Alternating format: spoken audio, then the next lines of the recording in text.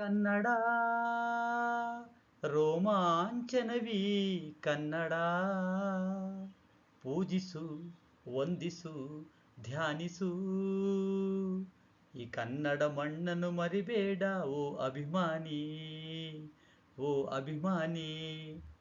ಎಲ್ಲರಿಗೂ happy family Manjunath YouTube ಚಾನಲ್ಗೆ ಮತ್ತೊಮ್ಮೆ ನಿಮಗೆ ಸ್ವಾಗತ. ಸಮಾಸಗಳ ಕೊನೆಯ ಹಂತದಲ್ಲಿದ್ದೀನಿ ನಾನು. ಈಗ ಕಳೆದ 4 ಸೆಷನ್ನಲ್ಲಿ ನಾನು ಹೆಚ್ಚು ಕಡಿಮೆ ಎಲ್ಲ ಸಮಾಸಗಳನ್ನು ನಿಮ್ಮ ಮುಂದೆ ನಾನು ಓಪನ್ ಮಾಡಿದ್ದೀನಿ. ಇವತ್ತಿನ ಒಂದು ಸೆಷನ್ನಲ್ಲಿ ನಾನು ಗಮಕ ಸಮಾಸ ಮತ್ತು ಬಹುರ್ವಿಹಿ ಸಮಾಸವನ್ನು ನಾನು ಸರಳವಾಗಿ ಎಕ್ಸ್ಪ್ಲೇನ್ ಮಾಡಿದ್ರೆ ಹೆಚ್ಚು ಕಡಿಮೆ ನಾನು ಯೂಟ್ಯೂಬ್ ಚಾನಲಲ್ಲಿ ನಿಮಗೆ ಸಂಧಿಗಳು ಮತ್ತು ಸಮಾಸಗಳು ಎಲ್ಲವೂ ನಿಮಗೆ ಸಿಕ್ಕಂಗೆ, ಅಂದರೆ first language Kannada, second language Kannada, ತೃತೀಯ ಭಾಷೆ ಕನ್ನಡ ಯಾವುದಾದ್ರೂ ಪರವಾಗಿಲ್ಲ, ನಿಮಗದು ಲಭ್ಯ. ಹಾಗಾಗಿ ನನ್ನ ಯೂಟ್ಯೂಬ್ ಚಾನಲ್ಗೆ ನೀವು ಸಬ್ಸ್ಕ್ರೈಬ್ ಆಗಿದ್ದರೆ ಇವನ್ನೆಲ್ಲ ನೀವು ನೋಡ್ತಾ ಹೋಗ್ಬೋದು, ಕಲಿತಾ ಹೋಗ್ಬೋದು. ಬನ್ನಿ, ತಡ ಮಾಡೋದು ಬೇಡ, ಸೀದಾ ನೇರವಾಗಿ ನಿಮ್ಮನ್ನು ಗಮಕ ಸಮಾಸ ಮತ್ತು ಬಹುರ್ವಿಹಿ ಸಮಾಸದಲ್ಲಿ ಕರ್ಕೊಂಡು ಹೋಗ್ತೀನಿ. ಬನ್ನಿ ನೆಕ್ಸ್ಟ್ ಪೇಜ್ಗೆ ಹೋಗೋಣ. ನೋಡಿ, ಈ ಒಂದು ಪೇಜಲ್ಲಿ ಹೆಡ್ಡಿಂಗು ಸಮಾಸಗಳು ಅಂತ ಹೇಳಿ ಬಂದಿದೆ. ಅದರಲ್ಲಿ ಕೊನೆಯ ಹಂತ ಹೇಳಿದ್ದೀನಿ ನಾನು. ಇವತ್ತಿನ ಸೆಷನ್ನಲ್ಲಿ ನಾನು ಗಮಕ ಸಮಾಸ ಮತ್ತು ಬಹುರ್ವಿಹಿ ಸಮಾಸ ಇದನ್ನು ನಾನು ನೋಡ್ತಾ ಹೋಗೋಣ. ನಾನು ಗಮಕ ಸಮಾಸವನ್ನು ಗಮ್ ಎನ್ನುವ ಸಮಾಸ ಅಂತ ಕರಿತೀನಿ. ಯಾಕೆ ಗಮ್ ಅನ್ನೋ ಸಮಾಸ ಅಂತ ಇದನ್ನು ಕರಿಬೇಕು ಅಂದರೆ, ಬೇರೆ ದೃಷ್ಟಿಕೋನದಲ್ಲಿ ನೋಡಿದಾಗ ಇದನ್ನು, ಈ ಒಂದು ಸಮಾಸವನ್ನು ನಾವು ವಿಗ್ರಹವಾಕ್ಯ ಮಾಡಿದ್ರೆ ಎಲ್ಲೋ ಒಂದು ಕಡೆ ಮಾಡಿದುದು ಪ್ಲಸ್ ಅಡಿಗೆ, ಮಾಡಿದುದು ಪ್ಲಸ್ ಅಡಿಗೆ ಈಸ್ ಈಕ್ವಲ್ ಟು ಮಾಡಿದಡಿಗೆ ವಿಗ್ರಹವಾಕ್ಯ ಮಾಡಿದಾಗ. ಅಂದರೆ ಆ ಮಾಡಿದುದು ಉದು ಅಂತ ಇದೆಯಲ್ಲ, ಕೃದಂತವನ್ನು ನಾವು ಅಲ್ಲಿ ತಂದು ನಿಲ್ಲಿಸ್ತಾ ಇದ್ದೀರಿ. ಪೂರ್ವ ಪದದಲ್ಲಿ ಕೃದಂತ ಬಂದರೆ ಅದನ್ನು ನಾವು ಗಮಕ ಸಮಾಸ. ಉತ್ತರ ಪದದಲ್ಲಿ ಅಡುಗೆ ಇದೆಯಲ್ಲ, ಇಷ್ಟವಾದಂತಹ ರುಚಿಯಾದ ಗಮ್ ಅನ್ನುವಂತಹ ಮಸಾಲೆ ಪದಾರ್ಥ ಇರ್ತಕ್ಕಂಥ ಫುಡ್ ಇದೆಯಲ್ಲ, ಅದಕ್ಕೆ ಅದನ್ನು ನಾನು ಆ ರೀತಿ ಕರೆದೆ. ಬನ್ನಿ, ಪೇಜ್ನಲ್ಲಿ ಏನು ಬರುತ್ತೆ ನೋಡೋಣ. ಫಸ್ಟು ಗಮಕ ಸಮಾಸ, ಬಹುರ್ವಿಹಿ ಸಮಾಸ, ಕೊನೆಯ ಹಂತದ ಪೇಜ್ನಲ್ಲಿದ್ದೀರಿ ನಾವು. ಗಮಕ ಸಮಾಸ ಮತ್ತು ಫಸ್ಟ್ ನಾನು ಗಮಕ ಸಮಾಸವನ್ನು ಎಕ್ಸ್ಪ್ಲೇನ್ ಮಾಡ್ತಾ ಹೋಗ್ತೀನಿ. ಬನ್ನಿ ನೋಡೋಣ. ಓಕೆ, ಇಲ್ಲಿ ನೋಡ್ತಾ ಇದ್ದೀರಾ ನೀವು, ನಾನು ಸೂತ್ರವನ್ನು ಓದ್ತೀನಿ ನೋಡಿ. ಆ ಬ್ಲೂ ಕಲರ್ ನೋಡ್ತಾ ಇರಿ, ಮತ್ತು ಆ ಗ್ರೀನ್ ಕಲರ್ ನೋಡಿ ಮೇಲ್ಗಡೆ. ಪೂರ್ವ ಪದವು ಅಂದರೆ ಎಡಭಾಗದ ವಿಗ್ರಹವಾಕ್ಯ ಮಾಡಿದಾಗ ಎಡಭಾಗದ ಪದವು ಸರ್ವನಾಮದಿಂದ ಕೂಡಿದ್ದರೆ, ಅದರಲ್ಲೂ ಪ್ರಥಮ ಪುರುಷ ಸರ್ವನಾಮದಿಂದ ಕೂಡಿದ್ದರೆ. ಪ್ರಥಮ ಪುರುಷ ಸರ್ವನಾಮಗಳು ಯಾವುದು? ಅದು, ಇದು, ಅವನು, ಅವಳು, ಅವರು, ಇವನು, ಇವಳು, ಇವರು. ಅಂದರೆ ಪ್ರಾಣಿಗಳಿಗೆ ಅಥವಾ ನಿರ್ಜೀವ ವಸ್ತುಗಳಿಗೆ ಅದು, ಇದು ಅಂತೀರಿ. ಸ್ತ್ರೀಲಿಂಗದಲ್ಲಿ, ಅನ್ಯಲಿಂಗದಲ್ಲಿ ಫೀಮೇಲ್ಗೆ ನಾವು ಅವಳು, ಇವಳು, ಬಹುವಚನದಲ್ಲಿ ಇವರು, ಅವರು, ಪುಲ್ಲಿಂಗದಲ್ಲಿ ಇವನು, ಅವನು. ಎಸ್, ಇವೆಲ್ಲ ಬಂದಿದ್ರೆ ಪೂರ್ವಪದದಲ್ಲಿ ಅದು ಗಮಕ ಸಮಾಸ. ನೆಕ್ಸ್ಟು ಆ ಗ್ರೀನ್ ಕಲರ್ ಇದೆಯಲ್ಲ, ಪೂರ್ವ ಪದದಲ್ಲಿ ಉದು, ಮಾಡಿದುದು ಪ್ಲಸ್ ಅಡಿಗೆ, ಸಿಡಿಯುವುದು ಪ್ಲಸ್ ಮದ್ದು. ಇದನ್ನು ನಾವು ನೋಡಿದ್ರೆ, ಉದು ಅಂತ ಆ ಪದವನ್ನು ನಾವು ಸಂಭಾಷಣೆಯಲ್ಲಿ ಕೇಳಿದ್ರೆ ಅದು ಗಮಕ ಸಮಾಸ ಅಂತ ಬರುತ್ತೆ. ನೋಡೋಣ ಏನೇನು ಚೇಂಜಸ್ ಆಗುತ್ತೆ ಪೇಜಲ್ಲಿ. ಅಡುಗೆ ಬಡಿಸ್ತೀನಿ ಇವತ್ತು ನಿಮಗೋಸ್ಕರ, ರುಚಿಯಾದ ಅಡುಗೆ ಗಮಕ ಸಮಾಸದಲ್ಲಿ. ನೋಡಿ, ಗಮಕ ಸಮಾಸ. ಎಸ್, ಓಕೆ, ಒಟ್ಟಾರೆ ಗಮಕ ಸಮಾಸದ ಸೂತ್ರ ನಿಮ್ಗೆ ಗೊತ್ತಾಯಿತು. ಬನ್ನಿ, ಆ ಚಿತ್ರಗಳನ್ನು ನೋಡ್ತಾ ಹೇಗೆ ನಾವು ಗಮಕ ಸಮಾಸವನ್ನು ಕಂಡುಹಿಡಿಯೋದು ನೋಡೋಣ. ನೋಡಿ, ಆ ಮೌಂಟೇನ್ ಕದಲ್ತಾ ಇದೆ ನೋಡಿ, ಆ ಬೆಟ್ಟ ಆ ಕಡೆ ಈ ಕಡೆ. ನಾವು ಹೆಂಗೆ ಚಳಿಗಾಲದಲ್ಲಿ ಹೇಮಂತ ಋತುವಿನಲ್ಲಿ ನಾವು ಗಡ ಅಂತ ನಡುಗ್ತೀವಿ, ಇದಕ್ಕೂ ಒಂದು ತುಂಬ ಹಿಮ ಬೇರೆ ಇದೆಯಲ್ಲ, ಹಾಗಾಗಿ ಬೆಟ್ಟ. ಅದು ಪ್ಲಸ್ ಬೆಟ್ಟ ಅಥವಾ ಪರ್ವತ, ಅದು ಪ್ಲಸ್ ಬೆಟ್ಟ ಈಸ್ ಈಕ್ವಲ್ ಟು ಆ ಬೆಟ್ಟ. ನೋಡಿ, ಅದು ಅಂತ ಇದೆಯಲ್ಲ, ನಾನು ಹೈಲೈಟ್ ಮಾಡಿ ನೋಡಿಸ್ತೀನಿ ನೋಡಿ. ಇಲ್ಲಿ ಅದು ಅಂತ ಕಾಣಿಸ್ತಾ ಇದೆಯಲ್ಲ, ಅದ್ರ ಮೇಲೆ ನಾನು ಓಡಾಡಿಸ್ತಾ ಇದ್ದೀನಿ ನೋಡಿ. ಅದು ಅನ್ನೋದು ಯಾವ್ದು ಗೊತ್ತಾ? ಪ್ರಥಮ ಪುರುಷ ಸರ್ವನಾಮ ಪೂರ್ವ ಪದದಲ್ಲಿ. ಅದಕ್ಕೆ ಅದು ಪ್ಲಸ್ ಪರ್ವತ ಅಥವಾ ಬೆಟ್ಟ ಈಸ್ ಈಕ್ವಲ್ ಟು ಆ ಬೆಟ್ಟ. ಅದಕ್ಕೆ ಅದನ್ನು ನಾನು ಗಮಕ ಸಮಾಸ ಅಂತ ಧೈರ್ಯವಾಗಿ ಹೇಳ್ತೀನಿ. ಮುಂದೆ ನೋಡೋಣ. ನೋಡಿದೆಯಾ, ಲಿಂಗ ಚೇಂಜ್ ಆಗಿದೆ. ಇಲ್ಲಿ ಪುಲ್ಲಿಂಗ ಸ್ತ್ರೀಲಿಂಗದಲ್ಲಿ ಬರ್ತಾ ಇದೆ. ಅವಳು ಪ್ಲಸ್ ಹುಡುಗಿ ಇಸ್ ಈಕ್ವಲ್ ಟು ಆ ಹುಡುಗಿ, ಅವಳು ಹೋಗ್ತಾ ಇದ್ದಾಳೆ, ಫಾಸ್ಟಾಗಿ ಹೋಗ್ತಾ ಇದ್ದಾಳೆ, ಎಲ್ಲೋ ಯಾರೋ ಒಂದು ಪ್ರಯಾಣಕ್ಕೋ ಅಥವಾ ರಿಲೇಷನ್ ಮನೆಗೋ ಅಥವಾ ಸ್ಕೂಲ್ಗೋ ಅಥವಾ ಶಾಪಿಂಗೋ ಗೊತ್ತಿಲ್ಲ, ತುಂಬ ಅವಸರವಾಗಿ ಹೋಗ್ತಾ ಇದ್ದಾಳೆ ಒಬ್ಬ ಹುಡುಗಿ. ಬ್ಯಾಗ್ ಇದ್ದರೆ ಶಾಲೆಗೆ ಹೋಗ್ತಾ ಇದ್ದಾಳೆ ಅನ್ಬೋದಾಗಿತ್ತು, ಅರ್ಜೆಂಟಾಗಿ ಏನೋ ಹೋಗ್ತಾ ಇದ್ದಾಳೆ, ಆತಂಕದಲ್ಲಿದ್ದಾಳೆ. ನೋಡಿ ರೆಡ್ಡಲ್ಲಿ ಇದೆಯಲ್ಲ, ನಾನು ಅದನ್ನು ಸ್ವಲ್ಪ ಹೈಲೈಟ್ ಮಾಡ್ತೀನಿ ನೋಡಿ, ಬೇರೆ ಬ್ಲ್ಯಾಕಲ್ಲಿ ನೋಡಿ, ಇಲ್ಲಿದೆಯಲ್ಲ, ಇದು ನೋಡ್ತಾ ಇದ್ದೀರಲ್ಲ, ಅವಳು ಅನ್ನೋದು ಪ್ರಥಮ ಪುರುಷ ಸರ್ವನಾಮ, ಸರ್ವನಾಮದಲ್ಲಿ ಪ್ರಥಮ ಪುರುಷ. ಅವಳು ಪ್ಲಸ್ ಹುಡುಗಿ ಇಸ್ ಈಕ್ವಲ್ ಟು, ನೋಡಿ ಇದ್ರ ಮೇಲೆ ನಾನು ಹಾಕ್ತೀನಿ ನೋಡಿ, ಆ ಹುಡುಗಿ, ನೋಡಿ ಆ ಬ್ಲ್ಯಾಕ್ ಮಾಡ್ತಾ ಇದ್ದೀನಿ ನೋಡಿ, ಎಸ್, ಅವಳು ಪ್ಲಸ್ ಹುಡುಗಿ ಇಸ್ ಈಕ್ವಲ್ ಟು ಆ ಹುಡುಗಿ. ಇದು ಕೂಡ ಗಮಕ ಸಮಾಸ, ನಿಮ್ಗೆ ಕ್ಲಿಯರಾಗಿ ಗೊತ್ತಾಗ್ತಾ ಇದೆ. ಮುಂದಿನ ಪೇಜ್ಗೆ ಹೋಗೋಣ ಮಕ್ಕಳೇ. ಎಸ್, ಹತ್ರ ಬಂತು, ಅವಳು ಅದು ಅವಸರವಾಗಿ ಆ ಹುಡುಗಿ ಹೋಗ್ತಾ ಇದ್ದಾಳೆ. ಚೇಂಜ್ ಆದರೆ, ಪೇಜ್ ಚೇಂಜ್ ಆದರೆ, ಆ ಜಿಂಕೆ ಸೆಕೆಂಡ್ ಲ್ಯಾಂಗ್ವೇಜ್ ಕನ್ನಡದವರಾಗಿದ್ರೆ, ಜಿಂಕೆ, ಬೇಡನು ಬಾಣವನ್ನು ಬಿಡ್ತಾನೆ ಜಿಂಕೆಯನ್ನು ಬೆನ್ನೆಟ್ಕೊಂಡು, ಆ ಜಿಂಕೆ ಹಾರಿ ತಪ್ಪಿಸ್ಕೊಳ್ಳುತ್ತೆ, ಆ ಜಿಂಕೆ ಹಾರಿ ತಪ್ಪಿಸ್ಕೊಳ್ಳುತ್ತೆ, ನೋಡ್ತಾ ಇದ್ದೀರಾ, ಹಾರಿ ತಪ್ಪಿಸ್ಕೊಳ್ಳುತ್ತೆ. ಅದು ಪ್ಲಸ್ ಜಿಂಕೆ ಇಸ್ ಈಕ್ವಲ್ ಟು ಆ ಜಿಂಕೆ.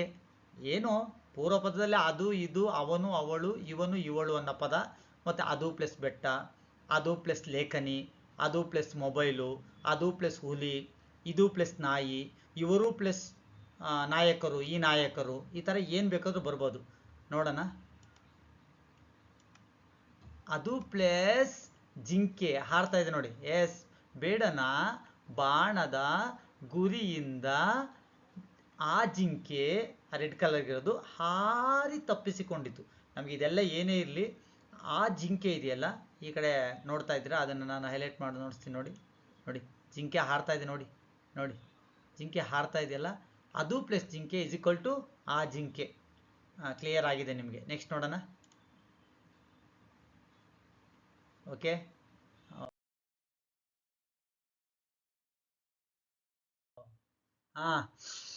ಬಂತು ಕೊನೆಗೂ. ನಮಗೆ ಇಷ್ಟವಾದಂತಹ ಒಂದು ಪೇಜ್ ಓಪನ್ ಆಗಿದೆ. ಊಟ, ಅಡಿಗೆ, ರುಚಿ, ಇದನ್ನೆಲ್ಲ ನೋಡಿ ತಿಂದು ಅಭ್ಯಾಸ ಆಗಿರ್ತಕ್ಕಂಥ ನಾಲಿಗೆ ಈ ಪೇಜನ್ನು ಏನು ಹೇಳುತ್ತೆ ನೋಡೋಣ ಗಮಕ ಸಮಾಸದಲ್ಲಿ. ಓಹೋ, ಆಹಾ, ಆಹಾ ಎಂಥ ರುಚಿ. ನೋಡಿ ಇಲ್ಲೊಂದು ಕಾರ್ಟೂನ್ ಬೊಂಬೆ ಅಡಿಗೆಯನ್ನು ಮಾಡಿ ಆ ಸಾಂಬಾರನ್ನು ಟೇಸ್ಟು ಅಥವಾ ಪಾಯಸನೋ ಗೊತ್ತಿಲ್ಲ, ಪಾಯಸನ ಅನ್ಕೊಳ್ಳಿ, ಸಮಾಸ ನಿಮಗೆ ಪಾಯಸದ ರೂಪದಲ್ಲಿ ಸಿಗ್ತಾ ಇದೆ ಅನ್ಕೊತೀನಿ. ಅದನ್ನು ನಾವು ವಿಗ್ರಹವಾಕ್ಯ ಮಾಡಿದ್ರೆ ಈ ಚಿತ್ರಕ್ಕೆ ಸಂಬಂಧಪಟ್ಟಂಗೆ ಮಾಡಿದುದು ಪ್ಲಸ್ ಅಡಿಗೆ, ಆ ಮಾಡಿದುದು ಅನ್ನೋ ಪದವನ್ನು ನಾವು ಉಚ್ಚಾರಣೆ ಮಾಡಿದ್ರೆ ಅದು ಕೃದಂತಗಳಲ್ಲಿ ಸಿಕ್ಕಾಕೊಳ್ಳುತ್ತೆ. ನೀವು ಕೃದಂತಗಳನ್ನು ನೋಡಿದಾಗ ಅದು ಬರುತ್ತೆ. ಅದಕ್ಕೆ ಮಾಡಿದಡಿಗೆ ವಿಗ್ರಹವಾಕ್ಯ ಮಾಡಿದ್ರೆ ಮಾಡಿದುದು ಪ್ಲಸ್ ಅಡಿಗೆ, ನೋಡಿ ರುಚಿ, ಅದಕ್ಕೆ ಅದು ಗಮಕ ಸಮಾಸ. ಮತ್ತು ಉದು ಇದೆ, ಸರ್ವನಾಮಗಳಿದ್ರೂ ಪ್ರಥಮ ಪುರುಷ ಸರ್ವನಾಮ ಇದ್ರೂ ಪ್ಲಸ್ ಕೃದಂತ ಇದ್ರೂ ಕೂಡ ಅದನ್ನು ನಾವು ಗಮಕ ಸಮಾಸ. ಈ ಪೇಜು ಗಮ್ ಅನ್ನುವ ಸಮಾಸ. ನೆಕ್ಸ್ಟ್ ನೋಡೋಣ. ಎಸ್, ಅಡಿಗೆ ಮಾಡ್ತಾ ಇರ್ತಕ್ಕಂಥ ಒಂದು ಚಿತ್ರ. ನೋಡ್ತಾ ಇದ್ರಲ್ಲ, ದೀಪಾವಳಿ ದೀಪಾವಳಿ ದೀಪಾವಳಿ. ನಮಗೆ ದೀಪಾವಳಿ ದಿವಸ ಏನು ಬೆಳಕಿನ ಹಬ್ಬ, ದೀಪ ಹೊತ್ತಿಸಿ ಮತ್ತು ನಾವು ಪಟಾಕಿಗಳನ್ನು ಹೊಡಿತೀರಿ, ಹಸಿರು ಪಟಾಕಿ ಹೊಡೀರಿ ಅನ್ನೋದೇ ನನ್ನ ಒಂದು ಕಳಕಳಿ.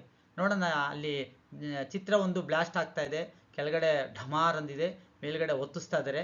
ಇದು ಕೂಡ ನೋಡೋಣಲ್ಲ, ಸಿಡಿಯುವುದು ಪ್ಲಸ್ ಪಕ್ಕದಲ್ಲಿ ಇದೆಯಲ್ಲ ಮದ್ದು, ಮದ್ದು ಅಂದರೆ ಪಟಾಕಿ ಆಯ್ತಲ್ಲ. ಸಿಡಿಯುವುದು ಉದು ಕೃದಂತ ಪ್ಲಸ್ ಮದ್ದು ಇಸ್ ಈಕ್ವಲ್ ಟು ಸಿಡಿಮದ್ದು. ಇದು ಕೂಡ ಗಮಕ ಸಮಾಸ ಅಂತ ಹೇಳಿ ನಾನು ಹೇಳಿದ್ದೀನಿ, ನಿಮಗೂ ಅದು ಕ್ಲಿಯರಾಗಿ ಅರ್ಥ ಆಗಿದೆ. ನೆಕ್ಸ್ಟ್ ಪೇಜ್ಗೆ ಹೋಗೋಣ. ನೋಡಿ, ನಾನು ಬಹುರ್ವಿಹಿ ಸಮಾಸವನ್ನು ಈ ರೀತಿ ಜೋಡಿಸಿದ್ದೀನಿ. ನಾನು ನಿಮಗೆಲ್ಲೂ ಸಿಕ್ಕೋದಿಲ್ಲ, ಇದು ನನ್ನ ಯೂಟ್ಯೂಬ್ ಚಾನಲಲ್ಲಿ ಮಾತ್ರ ಈ ಥರ ಇದೆ. ನೋಡಿ, ಅದನ್ನು ಎಕ್ಸ್ಪ್ಲೇನ್ ಮಾಡ್ತೀನಿ ನೋಡಿ, ಮಾರ್ಕ್ ಹೈಲೈಟ್ ಮಾಡ್ತಾ ಹೋಗ್ತೀನಿ ನಾನು, ಹಾಗೆ ನೋಡ್ತಾರೆ ನೋಡಿ. ಎರಡೂ ನಂಬರ್ ನೋಡಿ, 2 ಅಥವಾ ಆರ್ ಅದಕ್ಕಿಂತ ಹೆಚ್ಚು ನಾಮಪದಗಳು ಸೇರಿ, ನೋಡಿ ನಾಮಪದ ಅಂತ ಹೇಳಿ ಶ್ರೀನಿವಾಸ ಗೋವಿಂದ ಶ್ರೀ ವೆಂಕಟೇಶ ಗೋವಿಂದ ಅಂದರೆ ಗೊತ್ತಲ್ವ ತಿರುಪತಿಯ ಸಿಂಬಲ್ ಏನು ಅಂತ. ಸೂತ್ರ ನೋಡಿ, 2 ಅಥವಾ ಅದಕ್ಕಿಂತ ಹೆಚ್ಚು ನಾಮಪದಗಳು ಸೇರಿ ವಿಗ್ರಹವಾಕ್ಯವಾದಾಗ ಅಥವಾ ಅದನ್ನು ಪಠ್ಯಪುಸ್ತಕದಲ್ಲಿ ಸಂಧಿಯಾದಾಗ ಬೇರೊಂದು ಪದದ ಅರ್ಥವು ಪ್ರಧಾನವಾಗಿ ಉಳಿದ್ರೆ, ಇನ್ನೊಂದು ಪದದ ಅರ್ಥವು ಪ್ರಧಾನವಾಗಿ ಉಳಿದ್ರೆ ಅದನ್ನೇ ನಾವು ಬಹುರ್ವೀಹಿ ಸಮಾಸ ಅಂತ ಕೇಳ್ತೀವಿ. 2 ಅಥವಾ ಅದಕ್ಕಿಂತ ಹೆಚ್ಚು ನಾಮಪದಗಳು ಸೇರಿ ಸಂಧಿಯಾದಾಗ ಬೇರೊಂದು ಪದದ ಅರ್ಥ ಪ್ರಧಾನವಾಗಿ ಉಳಿದ್ರೆ ಅದನ್ನೇ ನಾವು ಬಹುರ್ವೀಹಿ ಸಮಾಸ ಅಂತೇಳಿ ಕರಿತೀವಿ ನಾವು. ನೋಡೋಣ ಬಹುರ್ವೀಹಿ ಸಮಾಸದಲ್ಲಿ ಚಿತ್ರಗಳನ್ನು ನೋಡ್ತಾ ಹೇಗೆ ಅರ್ಥ ಮಾಡ್ಕೊಳೋದಂತ. ಬರೋಕ್ಕೆ ಮುಂಚೆ ಹೇಳ್ತೀನಿ ನೋಡಿ, ಫಸ್ಟ್ ಲ್ಯಾಂಗ್ವೇಜ್ ಕನ್ನಡದಲ್ಲಿ ಪರಶುರಾಮ ದ್ರೋಣಾಚಾರ್ಯನ ಕುರಿತು ಘಟಸಂಭೂತ ಅಂತ ಒಂದು ಉಚ್ಚಾರಣೆ ಇದೆ, ಆ ಪದ ಇದೆ, ಘಟಸಂಭೂತ ಅಂತ. ಇದು ಬಹುರ್ವೀಹಿ ಸಮಾಸ. ನೋಡಿ ಈ ಕಡೆ ರೆಡ್ಡಲ್ಲಿ ಘಟಸಂಭೂತ ಅಂತ ಇದೆಯಲ್ಲ, ಘಟ ಅಂದರೆ ಮಡಿಕೆ, ಸಂಭೂತ ಎಂದರೆ ಬಾರ್ನ್, ಹುಟ್ಟಿರ್ತಕ್ಕಂಥದ್ದು. ನಾವೆಲ್ಲ ತಾಯಿಯ ಗರ್ಭದಲ್ಲಿ ಜನಿಸಿದ್ರೆ, ಈ ಸೃಷ್ಟಿಯ ಲೆಕ್ಕಾಚಾರದಲ್ಲಿದ್ದರೆ ದ್ರೋಣಾಚಾರ್ಯರು ಮಾತ್ರ ಮಡಿಕೆಯ ಒಳಗಡೆ ಹುಟ್ಟಿರೋದು ಅನ್ನೋದೊಂದು ಪುರಾಣದಲ್ಲಿ ಕಲ್ಪನೆ, ಅಥವಾ ಅದನ್ನು ನಾವು ಓದಿ ತಿಳ್ಕೊಂಡಿದ್ದೀವಿ ನಾವು. ಯಾಕೆ ಈ ರೀತಿ ದ್ರೋಣಾಚಾರ್ಯ ಅಂತ ಕರಿಬೋದಾಗಿತ್ತಲ್ಲ, ಯಾಕೆ ಬೇರೆ ಹೆಸರಿಂದ ಕರೀತಾರೆ ಅಂದರೆ, ನನಗೆ ಗೊತ್ತಿರೋ ಪ್ರಕಾರ ನೇರವಾದ ಹೆಸರಿಂದ ಕರೆದ್ರೆ ಅವರ ಆಯಸ್ಸು ಕಮ್ಮಿ ಆಗುತ್ತೆ ಅನ್ನೋ ಒಂದು ಇದರಿಂದ ಬೇರೆ ಈ ಪೆಟ್ನೆ ಏನೋ ಬೇರೆ ಇನ್ನೊಂದು ಹೆಸರಿಂದ ಕರಿತೀರಲ್ವ, ಹಾಗಾಗಿ ಘಟ ಸಂಭೂತ. ಘಟ ಅಂದರೆ ಮಡಿಕೆ, ಸಂಭೂತ ಎಂದರೆ ಹುಟ್ಟಿರೋರು. ಇಲ್ಲಿ ಘಟ ಸಂಭೂತ ಬೇರೊಂದು ಪದದ ಅರ್ಥ ಪ್ರಧಾನವಾಗುತ್ತೆ ನೋಡಿ, ದ್ರೋಣಾಚಾರ್ಯ. ನೋಡಿದಿರಲ್ವಾ ಈ ಚಿತ್ರದಲ್ಲಿ ನೋಡಿ ಏನು ಬರುತ್ತೆ ಅಂತ ಕುತೂಹಲವಾಗಿ ನೋಡಿ, ನಿಮಗೋಸ್ಕರ ಹಾಕಿದ್ದೀನಿ ನಾನು. ಅದೇ ಘಟ ಸಂಭೂತ ನೋಡಿ, ಮಡಿಕೆ ಮಾಡ್ತಾ ಇರೋದು ನೋಡಿ, ಅದಕ್ಕೆ ಘಟ ಅಂದರೆ ಮಡಿಕೆ ನೋಡಿ, ಆ ಥರ ಮಾಡ್ತಾ ಇದ್ದಾರೆ. ಆ ಮಣ್ಣನ್ನು ತಂದು ಹದ ಮಾಡಿ ಮಡಿಕೆ ಮಾಡ್ತಕ್ಕಂಥ ಒಂದು ಆ ಪ್ರೋಸೆಸ್ಸನ್ನು ನೋಡ್ತಾ ಇದ್ದೀರಾ. ಈ ಚಿತ್ರದಲ್ಲಿ ಒಂದು ಸಣ್ಣ ಚಿತ್ರ ಇದೆಯಲ್ಲ, ನಾನು ಹೈಲೈಟ್ ಮಾಡ್ತೀನಿ ನೋಡಿ. ನೋಡಿ ಇಲ್ಲಿ ಇದೆಯಲ್ಲ, ದ್ರೋಣಾಚಾರ್ಯ ಇದ್ದಾರಲ್ಲ ಆಚಾರ್ಯರು, ಇವರು ಮಡಿಕೆಯಲ್ಲಿ ಹುಟ್ಟಿದ್ರಿಂದ ಆ ಮಡಿಕೆ ಒಳಗಡೆ ಕುತ್ಕೊಳ್ಬೋದೇನೋ ನನ್ನ ಇದ್ರ ಪ್ರಕಾರ. ನೋಡೋಣ. ಓಕೆ, ಅಂದರೆ ಘಟ ಸಂಭೂತ ಬಂದು ನಮಗೆ ಯಾವುದು ಬಹುರ್ವಿಹಿ ಸಮಾಸ. ನೆಕ್ಸ್ಟ್ ನೋಡಿ, ಲಕ್ಷ್ಮಿ ಇದೆ, ವಿಷ್ಣು ಇದೆ. ಲಕ್ಷ್ಮಿ ಇದೆ, ವಿಷ್ಣು ಇದೆ. ನೋಡೋಣ ಏನು ಚಿತ್ರಗಳನ್ನು ನಾನು ಲೆಕ್ಕಾಚಾರ ಮಾಡಿದ್ದೀನಿ ಅಂತ. ಲಕ್ಷ್ಮಿ ಅಲ್ಲೋಗಿ ಮೇಲೋಯ್ತು, ವಿಷ್ಣು ಕೂಡ ತುಂಬ ಟಾಪಲ್ಲಿ ಹೋಗಿ ಕುತ್ಕೊಂತಲ್ಲ, ಹಾಗಾಗಿ ನೋಡೋಣ ಏನು ಪದ ಬರುತ್ತೆ ಅಂತ. ಲಕ್ಷ್ಮಿ ಆ ಚಿತ್ರಕ್ಕೆ ಅದು ಮ್ಯಾಚ್ ಆಯಿತು, ವಿಷ್ಣು ಆ ಚಿತ್ರಕ್ಕೆ ಅದು ಮ್ಯಾಚ್ ಆಯಿತು. ಏನು ಹೇಳಕ್ಕೆ ಹೊರಟಿದ್ದೀನಿ ನಾನು? ಬ್ಲೂ ಕಲರು ವೈಟ್ ನೋಡಿ, ಲಕ್ಷ್ಮೀಶ ಸಂಧಿ ಬಂದರೆ ಅದು ಸವರ್ಣ ದೀರ್ಘ ಸಂಧಿ ಆಗುತ್ತೆ. ಅದು ಸಮಾಸದಲ್ಲಿ ಯಾರು ಲಕ್ಷ್ಮಿಯ ಈಶನೋ ಗಂಡನೋ ಅವನೇ ವಿಷ್ಣು. ಯಾರು ಲಕ್ಷ್ಮಿಯ ಈಶನೋ ಗಂಡನೋ ಅವನೇ ಹರಿ, ವಿಷ್ಣು. ಇದು ಲಕ್ಷ್ಮೀಶ ಅನ್ನೋದನ್ನು ನಾವು ಬಹುವ್ರೀಹಿ ಸಮಾಸದಲ್ಲಿ ನೋಡಿ. ಇಲ್ಲಿ ಲಕ್ಷ್ಮೀಶ ಎಡಭಾಗದಲ್ಲಿ, ಉತ್ತರ ಭಾಗದಲ್ಲಿ ಲಾಸ್ಟಲ್ಲಿ ಬೇರೊಂದು ಪದ ಅಂದರೆ ವಿಷ್ಣು. ವಿಷ್ಣುವನ್ನು ಹೇಳಿರ್ತಕ್ಕಂಥ ಒಂದು ರೀತಿ. ಹಾಗಾಗಿ ಲಕ್ಷ್ಮೀಶ ವಿಷ್ಣು ಅನ್ನೋದು ಬಹುವ್ರೀಹಿ ಸಮಾಸದಲ್ಲಿ ಬರುತ್ತೆ, ಲಕ್ಷ್ಮೀಶ. ನೆಕ್ಸ್ಟ್ ನೋಡೋಣ. ಇದು ಬಹಳ ಇಂಟ್ರೆಸ್ಟಿಂಗ್ ಇದೆ. ಕೌರವೇಂದ್ರನ ಕೊಂದೆ ನೀನು, ಆ ಒಂದು ಪದ್ಯದಲ್ಲಿ ಮುರಾರಿ ಅಂಜುವೆ ಅಂತಾರೆ ಕರ್ಣ ಕೃಷ್ಣನಿಗೆ. ಮುರಾರಿ ನಿನ್ನ ಅಡಿಗಳಲ್ಲಿ ಸಮಸೇವನೆಯೇ ದೇವ, ಮುರಾರಿ ನನಗೆ ಭಯ ಆಗ್ತಾ ಇದೆ ಅಂತ ಒಂದು ಮಾತನ್ನ ಕರ್ಣನ ಬಾಯಿಂದ ಕುಮಾರವ್ಯಾಸ ಹೇಳಿಸಿದ್ದಾರೆ. ಅದೇನೇ ಆಗಲಿ, ಮುರಾರಿ ಅದು ಬಹುರ್ವೀಹಿ ಸಮಾಸ. ಆ ಡೆಫಿನೇಷನ್ ನೋಡಿ ಮಕ್ಕಳೇ. ಮುರ ಎಂಬ ರಾಕ್ಷಸನನ್ನ ಕೊಂದವನು, ಸಂಹಾರ ಮಾಡಿದವನು ಶ್ರೀಕೃಷ್ಣ. ಇಲ್ಲಿ ಮುರಾರಿ ಲೆಫ್ಟಲ್ಲಿ, ಕೊನೆಯಲ್ಲಿ ಬೇರೊಂದು ಪದದ ಅರ್ಥ ಪ್ರಧಾನವಾಗಿ ಬರೋದು ಶ್ರೀಕೃಷ್ಣ. ಆ ಡೆಫಿನೇಷನ್ ನೋಡಿ, ಒಂದು ಉದ್ದಕ್ಕೆ ಒಂದು ಡೆಫಿನೇಷನ್ ಇದೆ. ಮುರ ಎಂಬ ರಾಕ್ಷಸನನ್ನ ಕೊಂದವನು ಯಾರು? ಕೃಷ್ಣ ಅಂತೇಳಿ ಚಿತ್ರದಲ್ಲಿ ನೋಡ್ತಾ ಇದ್ದೀರಾ ನೋಡಿ. ಇಲ್ಲಿ ಈ ಚಿತ್ರ ಇದೆಯಲ್ಲ, ಇದೆ ನೋಡಿ, ಮುರ ಇದೆ ರಾಕ್ಷಸ. ಮುರ ಎಂಬ ಅರಿ ಶತ್ರು, ಮುರ ಎಂಬ ಅರಿ ಶತ್ರುವನ್ನು ಕೊಂದವನು, ರಾಕ್ಷಸನನ್ನು ಕೊಂದವನು ಯಾರು? ಶ್ರೀಕೃಷ್ಣ ಚಿಕ್ಕ ಬಾಲ ಕೃಷ್ಣನ ಹಾಕಿದ್ದೀನಿ. ಆ ಸುದರ್ಶನ ಚಕ್ರ ಕೂಡ ನೀವು ನೋಡ್ತಾ ಇದ್ದೀರಾ. ನೋಡೋಣ ಇನ್ನೊಂದು ಏನಾದ್ರು ಚಿತ್ರ ಬಂದು ಸೇರ್ಕೊಳ್ಳುತ್ತೆ ಅಂದ್ಬಿಟ್ಟು. ಎಸ್, ನೋಡ್ತಾರೆ ಭಯ ಆಗುತ್ತೆ. ಭಯಪಟ್ಟರು ಸ್ವಲ್ಪ ಧೈರ್ಯವಾಗಿ ಇರಬೇಕಾಗುತ್ತೆ ಈ ಪೇಜ್ನಲ್ಲಿ. ಮುರಾ ಎಂಬ ರಾಕ್ಷಸನ ಕೊಂದವನು ಯಾರು ಅಂದರೆ ಶ್ರೀಕೃಷ್ಣ. ನಿಮ್ಗೆ ಗೊತ್ತಾಯಿತು. ಘಟಸಂಭೂತ, ಲಕ್ಷ್ಮೀಶ, ಮುರಾರಿ ಇವೆಲ್ಲವೂ ಕೂಡ ಬಹುರ್ವೀಹಿ ಸಮಾಸದಲ್ಲಿ ನಾವು ನೋಡ್ತಾ ಇದ್ದೀರಿ ಮಕ್ಕಳೇ. ಕೃಷ್ಣನೇ ಅಲ್ವಾ ಮುರಾರಿ. ಇನ ತನೂಜ, ಇನ ಅಂದ್ರೆ ಸೂರ್ಯ, ತನೂಜ ಅಂದ್ರೆ ಮಗ. ಇನ ತನೂಜನ ಕೂಡೆ ಮೈದುನತನದ ಸರಸವನೆಸಗಿ ಭರಸೆಳೆದು ಪೀಠದಲ್ಲಿ ಕುಳ್ಳರಿಸಿದನು. ಕೌರವೇಂದ್ರನ ಕೊಂದೆ ನೀನು ಕುಮಾರವ್ಯಾಸ. ನೋಡಿ ಅಲ್ಲಿ ಏನೇನಾಗುತ್ತೆ, ಕರ್ಣ ಅಂತ ಗೊತ್ತಾಯ್ತು. ಲೆಫ್ಟಲ್ಲಿ ಇನ ತನೂಜ, ಬೇರೊಂದು ಪದದ ಅರ್ಥ ಪ್ರಧಾನವಾಗಿ ಬಂದರೆ ಕರ್ಣ ಅಂತ ಬಂತು. ಆದರೆ ಆ ಚಿತ್ರಕ್ಕೆ ಮ್ಯಾಚ್ ಮಾಡೋಣಲ್ವ ಸ್ವಲ್ಪ. ಎಸ್, ಇನ ಸೂರ್ಯ, ತನೂಜ ಮಗ. ನೋಡಿ ಆ ಮಗು ಇದೆಯಲ್ಲ ಕರ್ಣ ಅಂತ ಭಾವಿಸಿ. ಈ ಕಡೆ ಸೂರ್ಯ ನಾರಾಯಣ, ಸೂರ್ಯ ದೇವ ಅಂತ ಅನ್ಕೊಳ್ಳೋಣ. ಸೂರ್ಯನ ಪುತ್ರ, ಸೂರ್ಯನ ಮಗ ಕರ್ಣ. ಇನ ತನೂಜ ಅಂತಲೂ ಕರೀತಾರೆ ಕರ್ಣನನ್ನ. ಎಸ್, ಆ ಕಡೆ ಹೋಗಿ ಈ ಕಡೆ ಬಂದರೆ ಸೂರ್ಯನ ಮಗ ಅಂತಲೇ ಅರ್ಥ. ಇನ ತನೂಜ, ಸೂರ್ಯನ ಮಗ. ಕರ್ಣ ಏನಾದ್ರು ಶೇಕ್ ಆಗುತ್ತೆ ನೋಡೋಣ. ಹೌದು, ಮೇಲೋಗಿ ಕರ್ಣನ ಪಕ್ಕದಲ್ಲಿ ಕುತ್ಕೊಂತು. ಅಂದರೆ ಇನ ತನೂಜ ಲೆಫ್ಟಲ್ಲಿ, ಕರ್ಣ ಬೇರೊಂದು ಪದದ ಅರ್ಥದಲ್ಲಿ ಸಿಕ್ಕಾಕೊಳ್ಳುತ್ತೆ. ಬಹುರ್ವೀಹಿ. ವಾ, ಮಹಿಳೆ ಸ್ತ್ರೀಯನ್ನ ವನಜಮುಖಿ. ಕುಮಾರವ್ಯಾಸನ ಕಾವ್ಯದ ಅಂದ ನಾನು ಹೇಳಿದ್ದೀನಿ ಹಿಂದೆನೆ. ನೋಡಿ ಆ ವನಜಮುಖಿ ಅಂತ ಹೇಳಿ ಹೆಣ್ಣಿನ ಫೇಸನ್ನು ತಾವರೆ, ಲೋಟಸ್, ಕಮಲಕ್ಕೆ ಹೋಲಿಸ್ತಕ್ಕಂಥ ಏಕೈಕ ಕವಿ ಇದ್ರೆ ಅದು ಕುಮಾರವ್ಯಾಸ.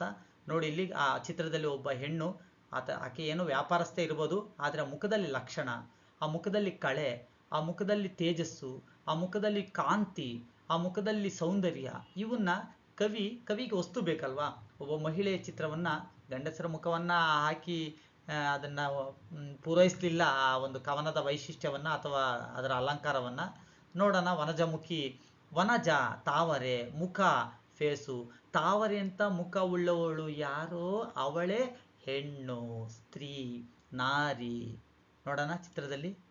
ವನಜ ಬರ್ಬೋದು ಚಿತ್ರ ಅಲ್ಲಿ.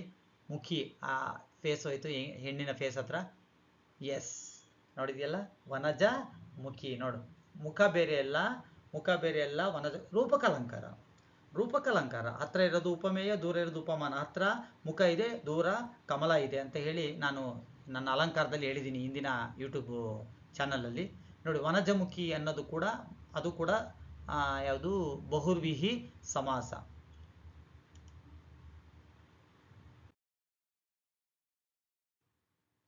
ಓಕೆ, ಇಷ್ಟು ಹೊತ್ತು ನನ್ನ ಜೊತೆಯಲ್ಲಿ ದೀರ್ಘ ಪ್ರಯಾಣಕ್ಕೆ ಬರ್ತಾ ಇದ್ದೀರಾ.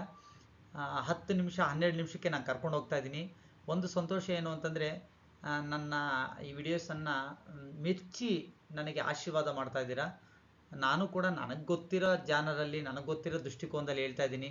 ದಯಮಾಡಿ ನಿಮಗೆ ಇದರ ಅರ್ಥ ಆಗಿದ್ದರೆ ಅದಕ್ಕೊಂದು ಪ್ರೀತಿಯ ಸಬ್ಸ್ಕ್ರೈಬ್ ಮಾಡಿ, ಒಂದು ಶೇರ್ ಮಾಡಿ, ಒಂದು ಏನು ನನ್ನ ಮೇಲೆ ನನಗೆ ಆಶೀರ್ವಾದ ಮಾಡಿ ಅಂತ ಹೇಳ್ತಾ, ಮುಂದಿನ ದಿನಗಳಲ್ಲಿ ನಾನು ಫಸ್ಟ್ ಲ್ಯಾಂಗ್ವೇಜ್, ಸೆಕೆಂಡ್ ಲ್ಯಾಂಗ್ವೇಜ್ ಇವೆಲ್ಲ ಪದ್ಯಗಳನ್ನು, ಇನ್ನೂ ದ್ವಿರುಕ್ತಿ, ಅನುಕರಣವ್ಯಯ, ಜೋಡಿಪದ, ಛಂದಸ್ಸು, ನನಗೆ ಎಷ್ಟು ಸಣ್ಣ ಪಂಡಿತಿ ವಿದ್ಯೆ ಗೊತ್ತು ಅದರ ಮುಖಾಂತರ ನಾನು ನಿಮಗೆ ಹಂಚ್ಕೊತೀನಿ. ಥ್ಯಾಂಕ್ ಯು ಸೋ ಮಚ್ ಇಲ್ಲಿವರೆಗೂ ಇದ್ದಿದ್ದರಿಂದ. ಕನ್ನಡವನ್ನು ಮರಿಬೇಡಿ. ಕನ್ನಡಕ್ಕೆ ಕೈ ಎತ್ತು, ನಿನ್ನ ಕೈ ಕಲ್ಪವೃಕ್ಷವಾಗುವುದು. ಜೈ ಕನ್ನಡ. ಕನ್ನಡ ಮಾತೆಗೆ ಜೈ. Thank you.